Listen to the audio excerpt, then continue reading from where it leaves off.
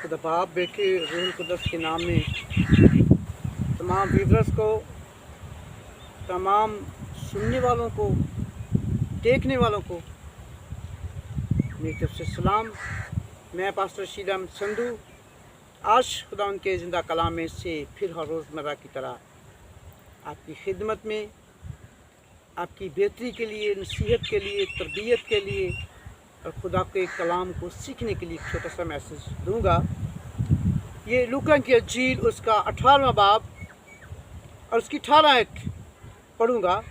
फिर किसी सरदार ने उससे ये सवाल किया, ऐ नेक उस्ताद, मैं क्या करूं कि हमेशा की ज़िंदगी का वारिस बनूं।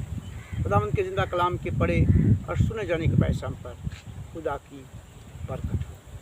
मेरी अजीज़ों, इस आयत में एक उस्ताद, शरह का उस्ताद है, वो यीशु मसीह के पास आकर उससे सवाल करता है, उससे पूछता है, मैं क्या करूं कि हमेशा की ज़िंदगी। बाइबल मुक़द्दस में अंबिया के वसीले डायरेक्टली खुदावंद ने फरिश्तों के वसीले कलाम हुआ, लोगों के बचाव के लिए, लोगों को ज़िंदगी देने के लिए। पर यहाँ एक शख्स यीशु से खुद पूछने आया है कि मैं क्या करूं कि निजात पाऊं। हमारे बचाव के लिए हमेशा खुदा कलाम करता रहा, हमें भी उससे साथ बात करनी चाहिए।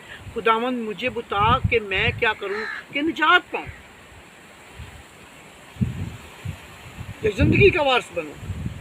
यीशु ने कहा, तू मुझे नेक कहता है, कोई नेक नहीं मगर एक, यानी खुदा। तू हुक्मों को तो जानता है, ज़िना न कर, खून न कर, चोरी न कर, झूठी गवाही न दे, अपने माँ बाप की इज्जत कर। उसने कहा, मैंने लड़पन से इन सब पर अमल किया है। ये कहता है कि मैंने इन सारी चीज़ों पर शुरू से क्या किया है, अमल किया है। यीशु ने ये सुनकर उससे कहा, अभी तक तुझसे एक बात की कमी है, अपना सब कुछ बेचकर गरीबों को बांट दे, तुझे आसमान पर खजाना मिलेगा और मेरे पीछे हो ले।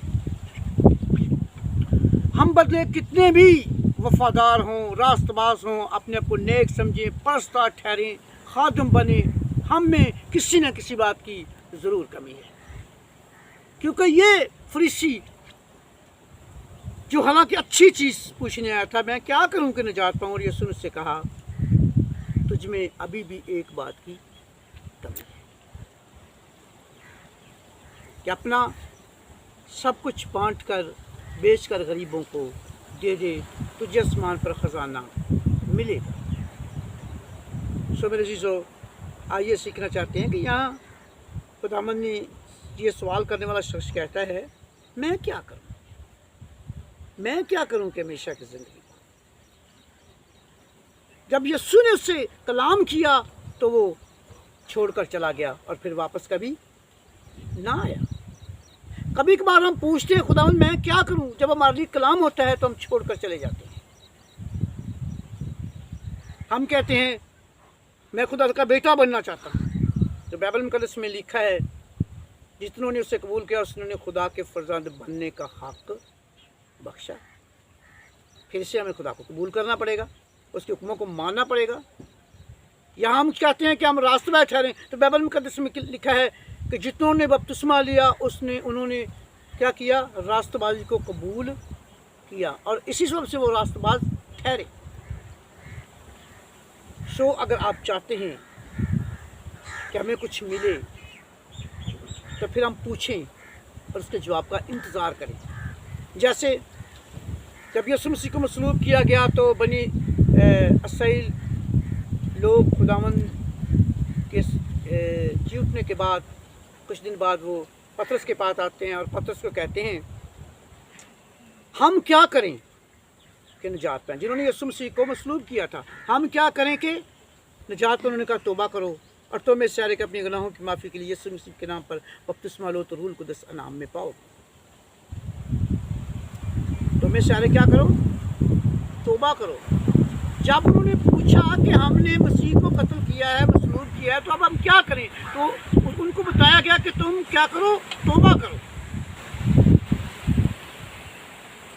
ऐसे ही एक सिपाही भी खुदा के बंदा के पास आया, यूहन्ना के पास आया और उससे कहता है मैं क्या करूं। तो उसने कहा किसी से ना हक ना लो, अपनी खुदा पर गुजारा करो। जब हम खुदा से पूछेंगे कि खुदावंद मैं क्या करूं कि निजात पाऊं, मुझे बता मैं क्या करूं, तो फिर वो ज़रूर आपके साथ खादमों के वसीले, कलाम के वसीले, आवाज़ के वसीले, जैसे भी कलाम करेगा आपको बताएगा कि तू क्या करेगा तो ज़िंदगी पाएगा, तू क्या करेगा।